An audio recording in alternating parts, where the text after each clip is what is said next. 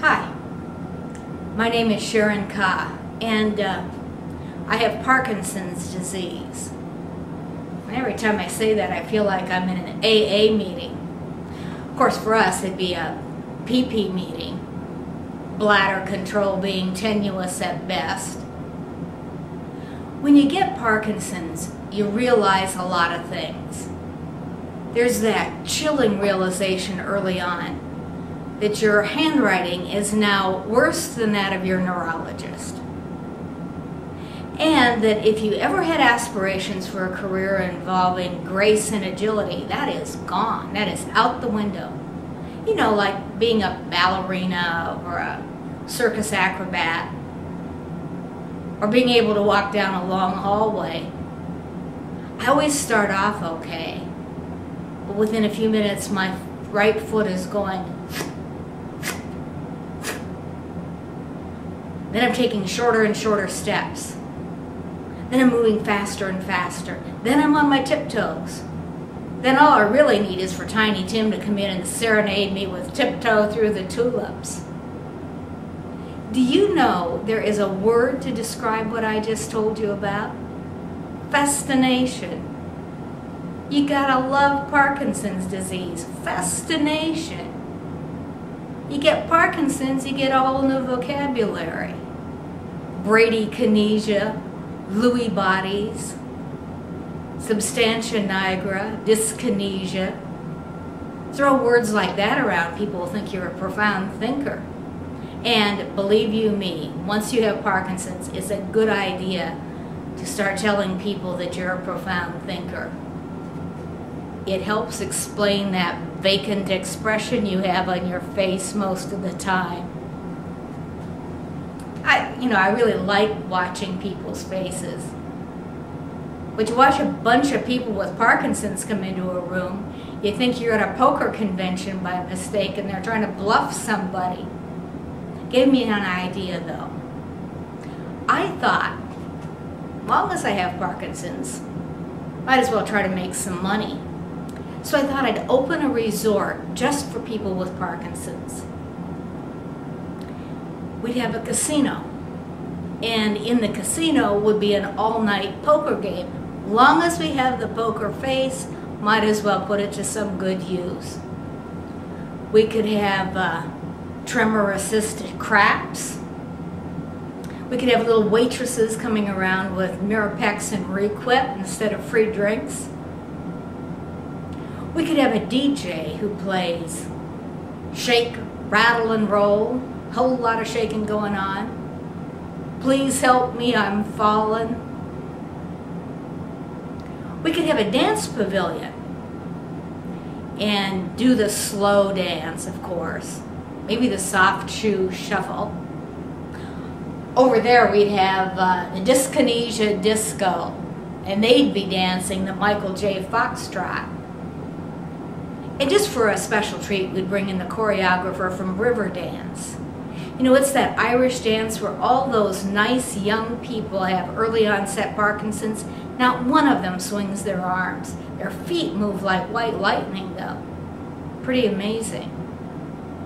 And we're slow dancing. That's not the only thing we do slow.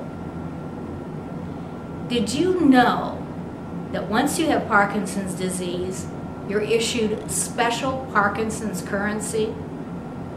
Everybody else in the world has regular dollar bills, but you get Parkinson's dollar bills, sometimes known as Velcro dollars or sticky dollars, because once you get them into your billfold and get near a cash register, the Velcro syndrome is activated and you can't get those dollar bills out for anything.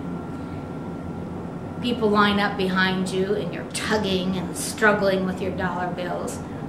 The cashier is popping Prozac. They're starting to mutter.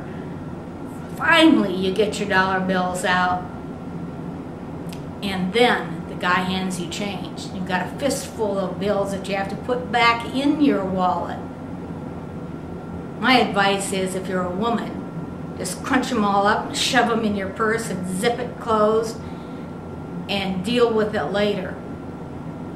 You know, I can tell people who have Parkinson's. I can spot them a mile away. You go to a grocery store, they're the ones with those little thin plastic bags going, trying to get this stupid bag open. Then you pick up something like a leafy bunch of spinach and try to get it in the bag. There's something about Parkinson's that won't let you put anything in anything else. And you're shoving it, and it's putting out its little green arms and going, no, no, I won't go into the bag. You go to a doctor's office and you try to figure out which of the people in the waiting room might have Parkinson's. It's easy. They're the ones sitting there doing like this. They're practicing for their exam. They're hoping they'll get a better score. If you go to a cocktail party, they're the people whose cocktails are shaken, not stirred, and not because they ordered them that way either. If you go to a movie, the people with Parkinson's are the ones whose watches go beep right in the middle of the most tense scene of the movie. Of course, they're beeping to remind you to take your dopamine, which brings me to my biggest all-time pet peeve. Isn't it bad enough that we have a disease that makes us look like zombies half of the time? Must we have a medicine called L-Dopa? Couldn't it be called L-Genius or L-Intelligentsia or something sexy like that? L-Dopa is a real conversation stopper. You're with your friends, your watch beeps. You say, excuse me, I have to take my L-Dopa now. They don't know whether to ask you for a toke or call a narc. Well, I have one more story. It's a true one. Shortly after I was diagnosed, my cousins invited me to spend some time with them. And they had rented an apartment, and in this apartment was a washer and dryer that had a spin cycle that made the windows rattle when it went into cycle. It sounded like a helicopter taking off inside the living room. We were sitting there one evening and the washer went into the spin cycle. My cousin turned to her husband and said, honey, either Sharon's got one hell of a tremor or we better get that washing machine fixed. And I started to laugh. It was probably the first time I laughed since I had been diagnosed. And that was kind of a turning point for me because I know, and you know, that Parkinson's disease is deadly serious.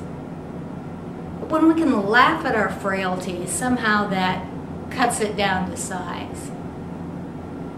Parkinson's disease, you might as well laugh. Can't dance.